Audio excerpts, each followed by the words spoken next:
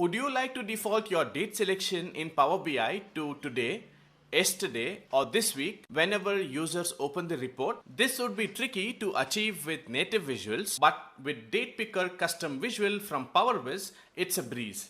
Date Picker visual offers a list of predefined default selections like today, yesterday, this month, last month, etc. Just pick one which suit your needs and you are all set. But what if these options don't quite fit what you are looking for? You can create a custom default selection by simply creating a measure. This DAX formula helps you manage which dates are selected by default. In the Date Picker settings, add your custom field and set your default selection.